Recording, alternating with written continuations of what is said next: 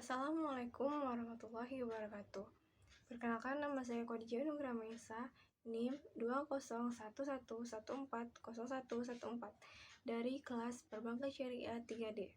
Di sini saya akan menjelaskan sedikit tentang tokoh Ibnu Qayyim al-Jauziyah. Biografi Ibnu Qayyim al-Jauziyah.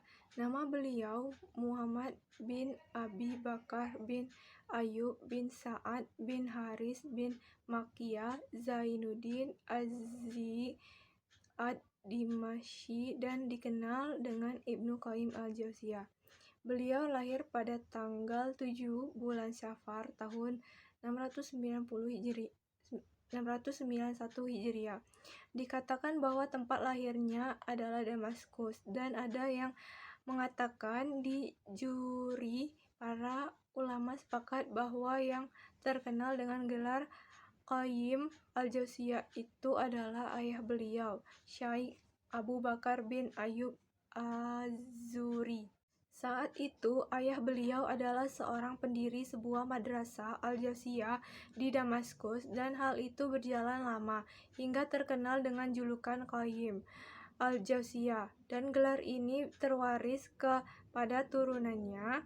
Ibnu Qayyim adalah salah satu bintang yang bercahaya dengan keilmuannya, dan pancaran ilmu tidaklah beliau raih melainkan dengan kesungguhan, keinginan yang kuat, niat yang benar, serta kesabaran yang menyertai sejak masa kanak-kanak.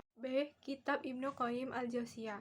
Ibnu Qayyim dan koleksi kitab beliau adalah sosok ulama yang sangat perhatian dengan koleksi kitab-kitab,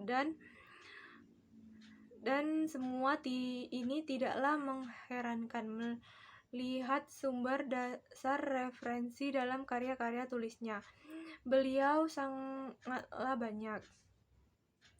Misalnya kitab beliau Ijtima' al-Juyusi, al-Ishimiyah, al-Ghai, al-Mu'atiyah, wal al-Jahmiyah. Terdapat di dalamnya lebih dari 100 kitab sebagai referensinya.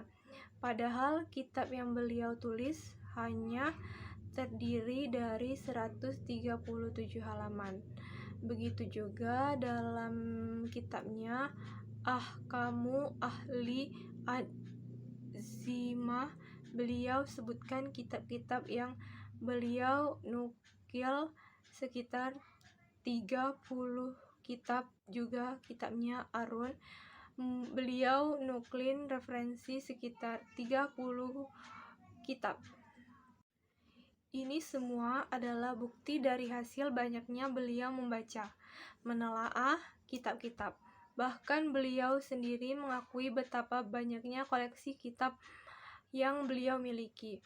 Beliau katanya bahwa beliau memiliki banyak sekali kitab karya Imam Ahmad.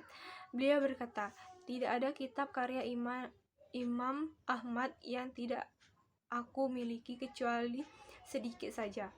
Dan banyak ulama yang mengisahkan hal ini. Di antaranya adalah para muridnya sendiri seperti Ibnu Rajab, yang mana beliau mengatakan bahwa Ibnu Qayyim adalah ulama yang penuh cinta.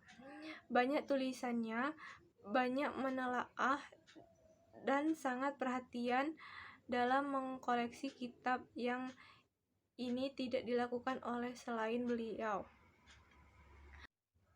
Karya ilmiah Ibnu Qayyim al-Jauziyah. Ibnu al-Qayyim merupakan salah satu ulama yang sangat produktif dalam menulis karya. Jika tidak kumpulkan seluruh kitab karya beliau, tentulah sudah akan memenuhi ruang sebuah perpustakaan. Banyaklah karyanya, diantaranya dikarenakan beliau hampir menulis segala bidang di berbagai disiplin ilmu. Berikut adalah sebagian kitab-kitab karya beliau yang terkenal: Madriju Asy-Syakim, Hadiah al-Arwah fi Biladi al-Farah, Ar-Ruh, At-Tahrir, Riku al-Hijaratain, I'lam al-Mutaqin, Rabi al-Amin, Ijtima al-Juyus al-Islamiyah, At-Turik al-Hukmiyah fi Asyariyah, Tuhfatul Maudud fi Ahkami al-Mulud, Ahkamu Ahli Ad-Zimah, At-Tib an-Nabiyah, Miftahu Dar as-Sada, Asyawa al-Mursalah, fi Aradab ala al-Jahmiyah wa al-Muwatilah, Akbaru an-Nisa, Asyalah, dan lain-lainnya. D. Pemikiran Ibnu Qayyim al-Jauziyah. Pemikiran Ibnu Qayyim al-Jauziyah 751 Hijriah sampai 1350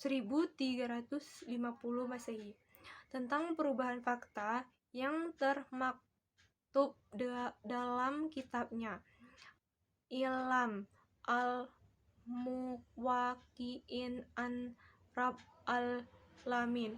Tujuannya adalah untuk menganalisa kaidah perubahan fatwa bin Ibnu Qayyim yang disebabkan oleh 5 faktor, yaitu tempat, waktu, kondisi, motivasi, dan tradisi yang sejauh mana relevansi dari teori termasuk dengan penerapan hukum Islam di Indonesia. Al-Muqayyin sebagai peneliti menyimpulkan bahwa teori perubahan fatwa Ibnu Qayyim adalah sebuah metodologi yang tidak hanya berlaku pada zamannya saja, tetapi mendapatkan respon positif dan terus dikembangkan oleh para ulama setelahnya. Dalam konteks penerapan hukum di Indonesia secara aplikatif, ditermukakan perubahan materi hukum dalam produk perundang-undangan syariah dan fatwa DSN MUI yang tidak sama dengan tradisi fikih klasik, menyesuaikan dengan kondisi ke Indonesia atas dasar asas maslahah yang tidak bertentangan dengan nas yang qadhi. Ini membuktikan adanya relevansi antara teori Ibnu Qayyim dengan penerapan hukum di Indonesia, sehingga teori ini memberikan manfaat secara metodologis dan praktis dan penerapan hukum Islam, khususnya di Indonesia. Baiklah, mungkin itu saja materi yang bisa saya sampaikan.